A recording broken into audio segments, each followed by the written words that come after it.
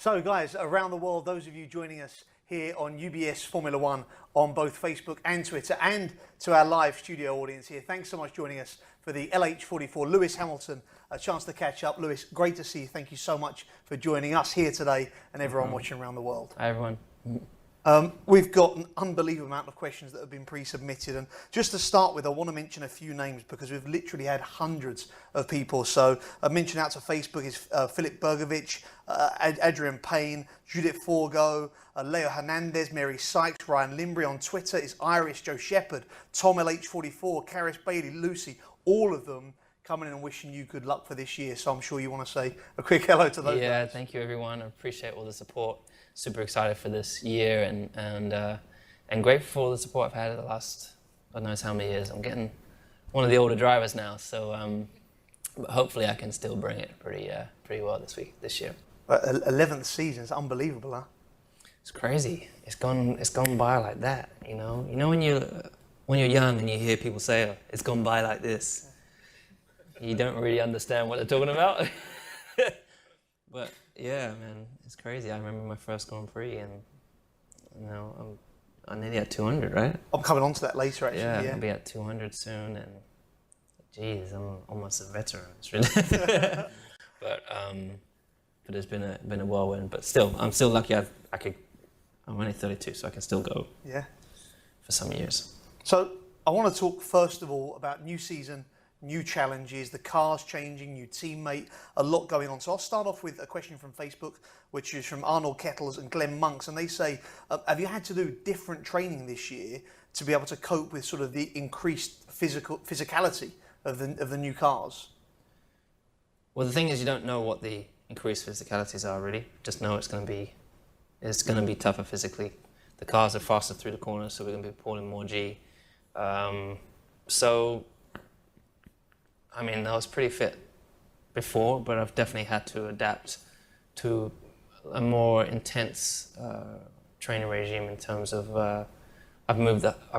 started to work on slightly a higher heart rate band, for example, range, and I've introduced different training methods. For example, just doing something different. I've always done running and gym.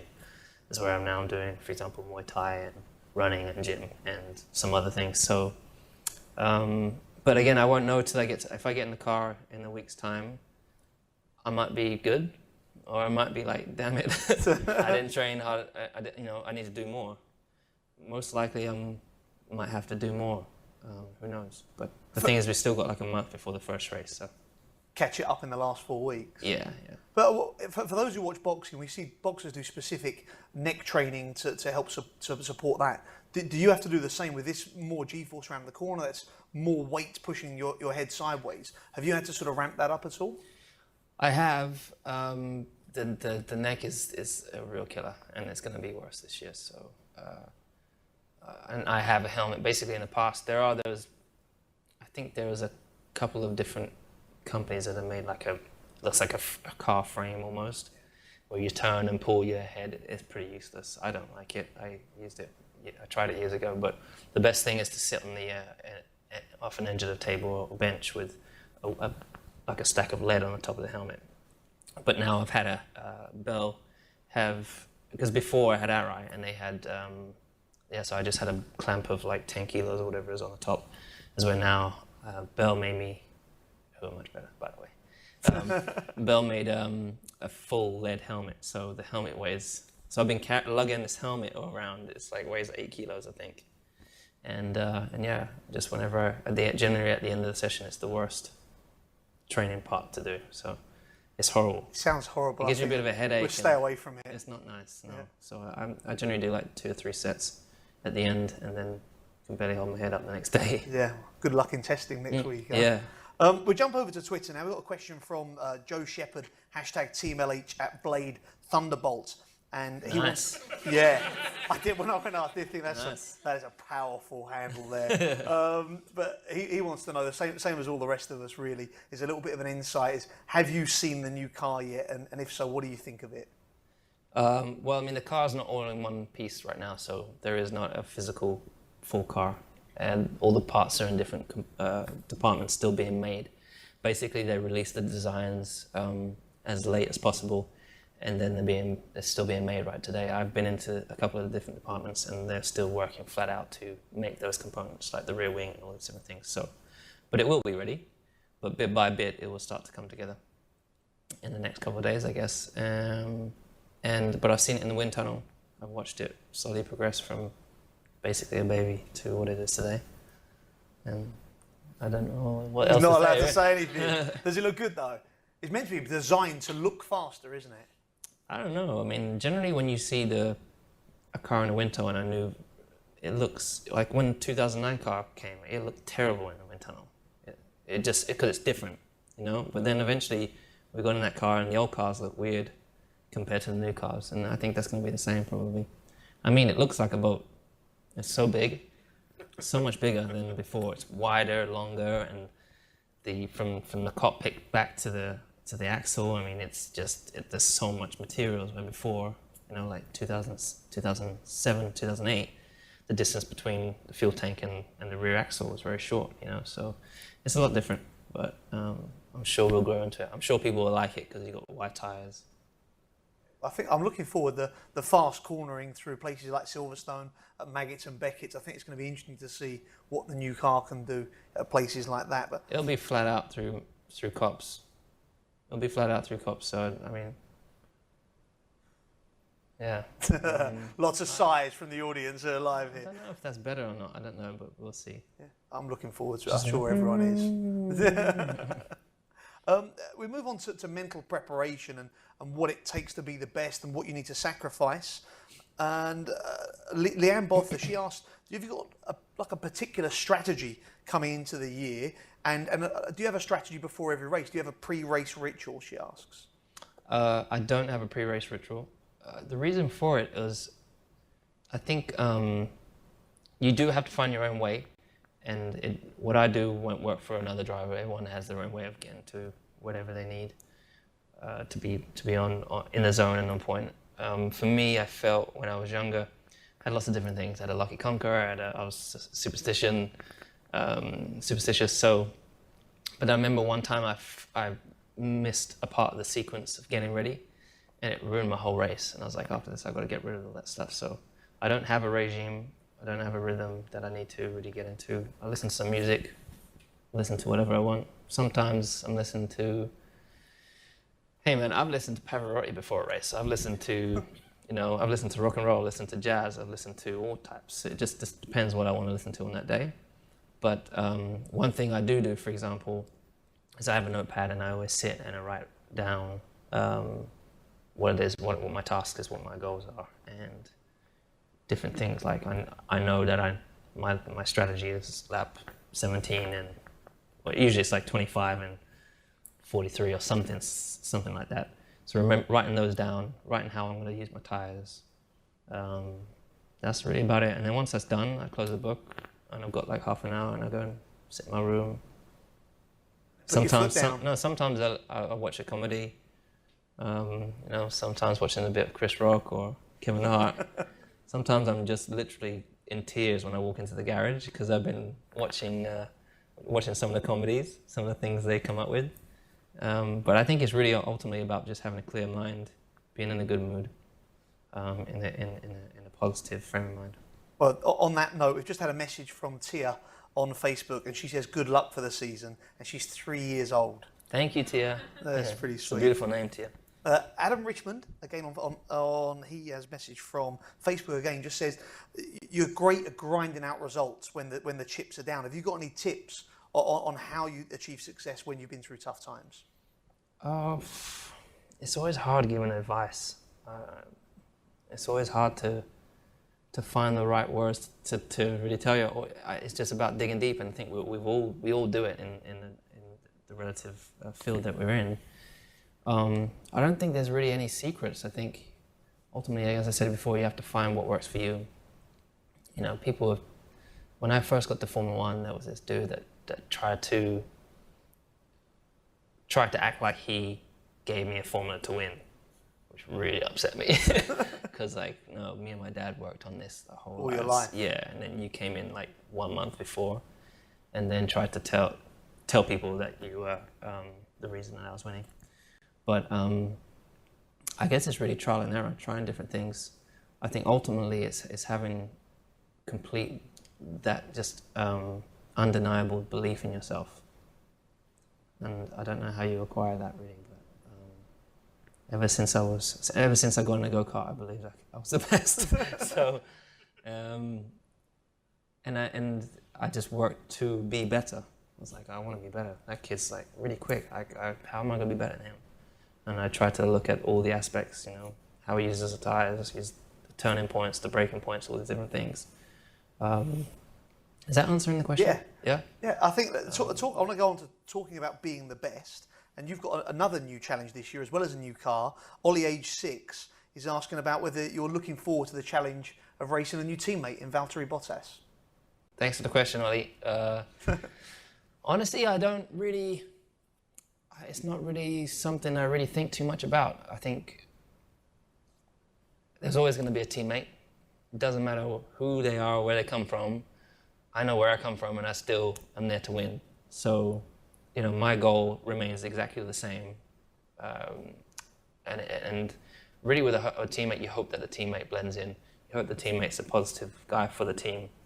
Because there's over 1,000 people in our team, so it's not just about me, it's not just about him or her. And so you hope that, you know, for example, look, I've had years where I've put in good results, but my teammate hasn't. And then, you know, we should have won the championship, but all those guys didn't win the world championship because the other guy wasn't able to back me up. So you hope that if the other one is ahead, doing a good job, you want to be able to get the second place, for example, and maximize the team's points. So there's a balance of your desire to want to win and doing what's right for the team. But generally it coincides together, you know. Me wanting to win is what the team wants. So if I do my job the way I want it in my heart, it benefits the team. Yeah. But I mean, it's going to be good. I think I know him very little, but it is interesting to see how it's going to go, how he'll be, how quick he'll be, how quick he adapts, how he does with pressure, all those different things. I would say the most fascinating thing is the mind of my competitors. You know, the things they would go to, what limits they'll go to. You know, some people would sell their mum to win a race, and you know, sell your soul. And some people will do other things. So it's really interesting to see where Valtteri will go. But you know, Finnish Don't people check eBay to see if his mum's on it at the moment. You know, Valtteri is, you know, Finnish people are generally lovely people and very, very calm, very relaxed. So he's got lots of positives coming with him just being a Finn. So I'm going to move on to, it's a topic here of can Lewis still improve and where. We go back to our old friend, it's only on Twitter, it's Joe Shepherd, #TeamLH, @Blade Thunderbolt once again. And he's coming with a classic. He just said, outside of Formula One, have you got sort of particular goals that you set yourself? And he talked specifically about 2017. Yeah, I think outside of Formula One, I'm always trying to, obviously as a brand, so I'm trying to work on all areas. I generally, I don't necessarily have a manager. I started up my own company, of which I've hired people in it to help me get to certain, to achieve certain goals, and all those people work solely to help me get there, rather than not helping manage other people. And obviously I did my last contract. So I'm learning still lots of different things, but I think outside is really making sure that you're constantly growing, constantly challenging things outside of, you know, and also trying to put in place plans and structure for the future. Because when I stop, racing is not everything. There's going to be other great things that I know I can do, and so right now it's still about understanding those and learning and growing, and you know. I mean, you think about it, I've been racing for 23 years or something, you know, so if I wanted to switch and do something else, I'm going to be up against people who've also done 20 years or whatever it is, and it's going to take it's a real growing process to learn something new. But I don't want to be, once I'm done, I'm done. I don't want to be around racing anymore. So It's interesting, Simon Brooks on Twitter has asked exactly that. Do you think you'd stay involved in F1 in some way when you finish? But for you, there's new challenges that hopefully for us a long way in the future, but new challenges that lie off ahead. Yeah, honestly, it's been the same thought for ages. I don't have any plans on staying around after my time. I think there's a lot of drivers that seem to just hold on to, I don't know, they stick around.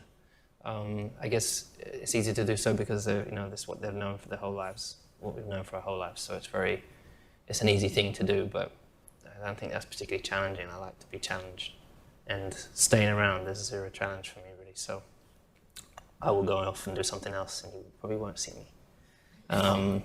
You'll see me in doing something else, good or bad, but I'll be giving it everything I've got, and I'll be faced with completely new challenges. So that's what I'm trying to work on building. And I guess people have been asking me about my legacy and stuff, and it's not something I've really ever thought about. It's a massive question as well, isn't it? It is, really? yeah. Like, what do you want your legacy to be? And it's difficult to really know. But I guess ultimately you want to be remembered. If you're going to be remembered, in my sport, I want to be remembered as an out-and-out heart racing and always having my heart on my sleeve, and just someone that dug deep always. I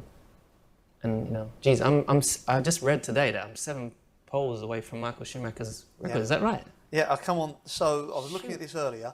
I looked at landmarks. We've not spoken this year, and I thought, okay, what landmarks are you going to achieve this year, and what might you achieve? And in Belgium will be your 200th Grand Prix. The only circuit you haven't won on that's on the calendar is Baku, and we've only been there once. You're 4 poles away from equaling Ayrton, and 7 away from equaling Michael. That's just unbelievable. That's crazy. Legacy is there already. Crazy. Wow. Yeah, that's nuts. It's very, very surreal to think that I have that.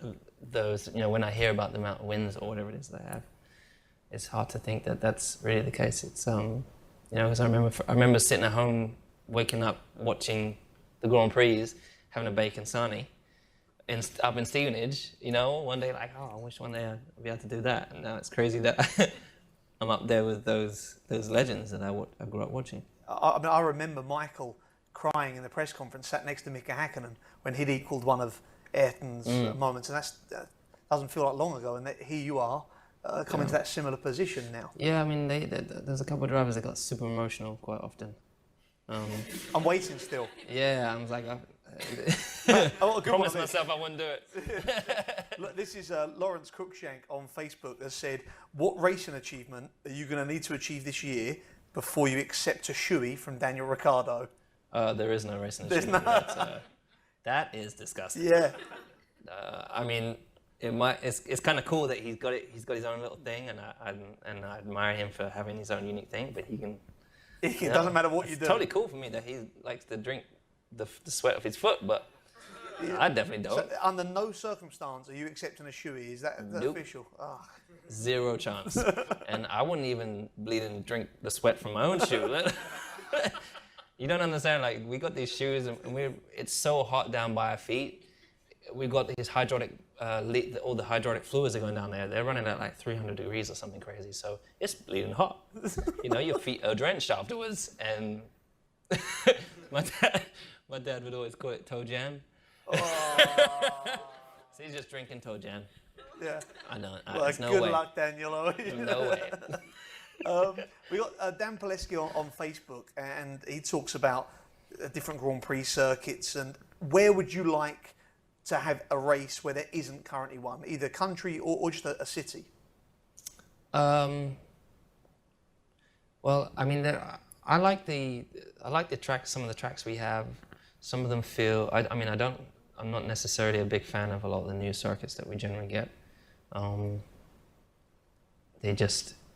And also some of them are just so far out of a city, outside of a city. People have to commute so far. It's just, when we go to China, for example, such a great city, so many people, and it's such a big commute to get out to, which is a great track. But I don't know why they built it so far away. Hour and a half outside Shanghai or something. Yeah, and so just less people can get access to go there to make their way all the way out there and stay. So I mean, I think the future is city circuits. I think. for me, it's my belief. Yeah. I think, and I hope they introduce more city circuits. So, for example, New York, I think would be amazing. The States is such a big part of the world, and we only have that one Grand Prix there. I think we need to have more. Emma on Twitter's just said, how would you feel about an F1 race in London? I want a Grand Prix in London so much. You ran the track this morning, didn't you, basically? Yeah, I mean, seriously, I think it wouldn't sound spectacular right now because the cars sound terrible. And then the V6, it's a known fact, they sound really bad. Sit on the fence, Lewis. Yeah, well, you can sit on the fence and have a phone. You can sit on the pit wall and have a phone call, and the whole pack comes past, and you can still continue to have your phone call. When I first came to Formula One, it was so loud it pierces your ear, and it was like a fighter jet coming past, which I think was another part to it. So I hope in the future they bring back that sound. I think it's kind of neat that we are developing technology that's eventually going into cars, but there's also, and then I heard that some people maybe complain about, fumes and all that kind of stuff, but I heard that one race with all our cars is less than one flight. Yeah. So we are still adding to it, but people are watching it as a sport. I think we have to try to find a balance of the excitement and also the greenery, and what we're giving back to the world. Yeah, I'd like to know the stat as well, all the work that's been done by your guys at Mercedes High Performance Powertrains, all the hybrid technology, actually probably in the long run actually brings down emissions. So. Well, it definitely does, because since we've had the V6, we use 1/3 less fuel than we did in the past, so which is a lot. Yeah. And then that so knowledge hopefully translates to their road cars somewhere. So. It definitely does, but it still sounds terrible. And so you've got to find the balance. Work on that. Yeah. And going back, because you were just talking about the US there, you obviously, in your private life as well, spend a lot of time over in the US and at CMC Motorsports on Twitter. So in your opinion, someone who spends a lot of time over there, what do you think it will take to grow that fan base over in the US? I think ultimately it's a very tricky one. The biggest problem with Formula One and motor racing is it's very hard for people to relate to. So, if you want to feel like what it's like to be Messi, you can just go down to a shop, buy a ball, and go and kick it around in the field, or go and play in a team, and actually feel like I did that, the overhead kick up or whatever it is. You can't go and do what I do. You just can't. There's only 22 of us in the world. There's nothing you can do that gets close to what I do. So it's hard for people to even imagine what the experience is like, which I think is tough. And then we have these single races in these countries, so they've got to wait a whole year to get have that experience again. So it's like having a concert. You get all excited at that concert, and then you got a whole, and then you're excited afterwards. It holds on, it lingers for a while. And then you forget about it, and then the year comes back and you have it again. So I don't really know. I think, and again, I don't have the answer to it, but I think maybe more, at least another race maybe over there, maybe. Vegas. We've got some races in some places where there are just no fans. Why the hell do we have a race in some of these places, We should have, it's the fans that make the event. So when you go to Silverstone, one of the greatest races of the year because it is packed. The fans make it, it's an event. And what we've got to do is make it a better event for the fans. But they're stuck in mud, for example, in the fields and all these different things. So the infrastructure is not fantastic. But then we go to some places, when we used to go to Turkey, there'll be 4,000 people there, and there's just not, I don't know if there's just less of a love there or there's just economically it's too expensive for those people there. But I think we need to be in places where there are actual fans that actually want to have the race. That's a good point, talking about America. And again, hopefully there's people over in the US watching, but it's a place where people say, they're not big F1 fans. But the atmosphere at Austin is brilliant. There used to be 120,000 people at Indianapolis. Yeah. So there is a core group there. We've just got to spread it. There is more than you think. And but I think a lot like Brits, they are avid sport fans. Yeah. I mean, they go crazy for sports. And so they just want to get involved and they want to be up close, as fans do, and I think that's what Formula One needs to change. They need to be able to allow them.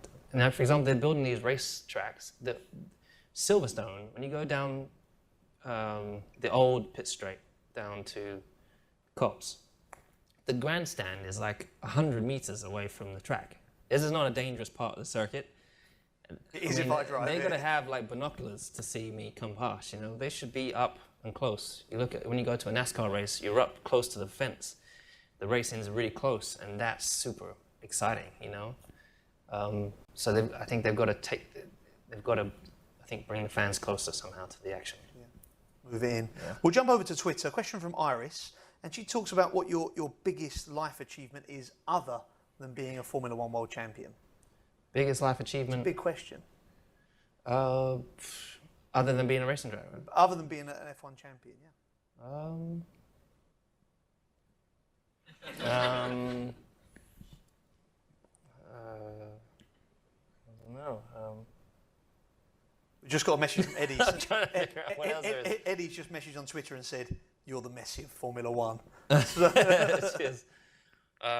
Other stuff that I've done, I mean, motor racing's been my whole life, so I've been racing since I was 8. There's not really been room for anything else. Yeah, can you guys help me? I think again we talked about this off camera before, but you talk about the fans and the people that watch you on social media, and you've mentioned about some of the kids that follow you. I'll tell you one. I have one. Yeah, actually, there was this. So I get a lot of charity requests. I get a lot of messages for things, and there was this young boy who was fighting cancer, and he had been rushed to hospital, and they said that he didn't have a lot of time left. And they're like, "Well, can you sign something for him?" And I was like, "No, let me give him. Can I call him?" So I called this kid who was in the hospital, and he couldn't believe that I was on the phone to him. And then, after we had a half an hour conversation. I was at Brooklands, I think it was at the time. And then later on, I hear that he said, the father had emailed and got the messages to us like a couple months later, how he had gone way past what they thought he would have lived, and I believe he's still doing well today. But just the pickup from that, for some reason, I don't know, just have our conversation just gave him a bit of a boost. I think for me that I was able to help one person just want to power through something, because I guess all the difficulties these people go through, they feel like giving up, which is easy. After working so hard and fighting, you just feel like kind of giving up. And I feel proud that I was able to give him that extra boost, extra lift to continue on. Yeah, that's amazing. So I think that's probably the next proudest thing for me. And well, hopefully he's watching now, and his family, and so all the best, I think, from all of us. It's hard to move on from that, We got a message from Reza on Facebook and says it talks about night races, and are they harder? And if they're not, would you like to see more of them? Night races aren't really harder. No, they don't really. I mean, it doesn't really make much difference at all. Night races are, and we got Bahrain, which looks way better at night. I think the spectacle looks fantastic, and it's actually it's an easier race because it's cooler in the evening. Usually in the daytime in Bahrain, it's so hot, the tires melt. I think at night it makes it more of a spectacle, and as I said, it really highlights the beauty of for example, Bahrain, and it's a little bit easier to these tires that struggle in the heat, makes it more of a race. And then I wouldn't mind. I feel it'd be cool if some of the tracks are able to do both. I like the last race, for example, that starts off with a bit of in the sunset and goes into dark. But it doesn't really make a difference. I think it makes it more of a spectacle for people, maybe. So Vegas night race, it's got to be done. Come on, one day. I don't think it'll be much of a race if we're in Vegas. A cracking weekend, though, Lewis. Yeah. We got a couple of quick ones here. They're from Facebook. One is from Lee Sidup, and he said Formula One cars are getting more and more complex. But if you could design your ideal car, what functions would you have on the steering wheel? We should make it a road car instead of an F1 car. I would take almost everything off. Yeah. Yeah. I would just go back to more generic car. So just brake balance and. I wouldn't put the brake balance on the steering wheel. I liked it when it was down in the corner where you had to adjust it, and I liked having a gear stick. I'll take the quick shift off. I don't like these gearboxes that we use today. I like to have when I was driving Formula 3, it was Tiptronic, so it was forwards and backwards, but you had to pull like a engine cut. So, as you come up the gears, you boom, boom, and then, it was just cool to come into the corners and have to blip and come down the gears. It was just fantastic, because now it's all done with the click of a button, and you have to work with your engineer to make sure to work on the consistency, the precision, how much engine braking you use. It's just ridiculous. And presumably with a manual shift, there's more chance of there being a mistake, so there's more overtaking potential there. Exactly. Yeah. And it's hard to, you can't really mess up a gear shift. It's impossible to mess up a gear shift now. So maybe that sort of answers partly. Kirsty Knowles on Facebook has said, if you could change any rule in Formula One, what would it be and why? I would change a lot. She's only given you one. Kirsty's very powerful, apparently. So Kirsty Knowles says only one rule. I think that's a difficult question. I'd have to really think about it if I only had one power to make one change. I think that's an impossible question at the moment. I'd really have to think about it. But one thing, for example, would be that. Another would be, for example, I go out, do my laps, I do all my homework. The other guy can see everything. And I don't think they should do. I have asked my team. I was like, I don't want to see my teammates. I don't feel it's fair that he brings his A game, and I should be able to study his A game on a computer. It's like putting sensors all over your body, and for example, when we're driving, we're picking out braking points, we're picking out bumps, dark, tire rubber marks on the track, all these different things to help get you through the corner, get through the corner quickest. And the other driver probably naturally would not may be able to do more or less than you are doing information taken in. But because of this data, they can just copy you. He's braking 5 meters later there. I'll go out and I'll try braking 5 meters later. Try one first, try two next, and you know what I mean? And so that's what I really dislike, because it enables them to get closer, I think. That's what I loved about go-karting. When I was coming through go-karting, that you weren't able to do that. And then, that was where your raw talent is able to shine. Yeah, I remember even you as a rookie in your first season at one point saying that Fernando had been struggling one weekend and he took your setup ahead of qualifying. And that's, as a rookie coming through, that's hard to take when you're going up against the double world champion, I guess. That's what happens today. It's the name of the game today. So there is times where, because we only have a limited amount of time, we have all these things we can change. Sometimes you just decide to go the wrong way. You start on the wrong foot. And unless you go back and go the direction the other car's going, then you're lost. There's just nothing you can do. So those are sometimes things you have to do. And I think for a team moving forwards, that's not a bad thing. But I'm not against the team engineers sharing data, but I think the drivers shouldn't be able to study each other's data. I think it should be, you hire me because I'm the best. You hire me because I've studied, I've come from every class, and I've won every class that I've been in. I've not missed one in terms of winning. And you're hiring whoever the next person is, because they've hopefully won some things along the way as well. And you're hiring them for their ultimate skill all round. And to go out there, they should be able to go out there on their own and find it all themselves without you. You know what I mean? Yeah, I do. It's interesting. I don't know. It's hard for a team if they're struggling and they want both of you to be fast. But from us as fans, we want to know who the best is, and it not be a case of you reading and copying, if you like. Yeah, like you can go in the simulator and just literally, you could go into the simulator and just go. You see my data. I mean, it'll take you a long time to get there. But, I think you're thinking a bit highly of my driving ability. You could take a young kid from Formula 3 and come and have him just go in a simulator and drive every single day and try and get to my lines. And eventually, he'll probably get to my lines, And that shouldn't be, he should have to discover that himself.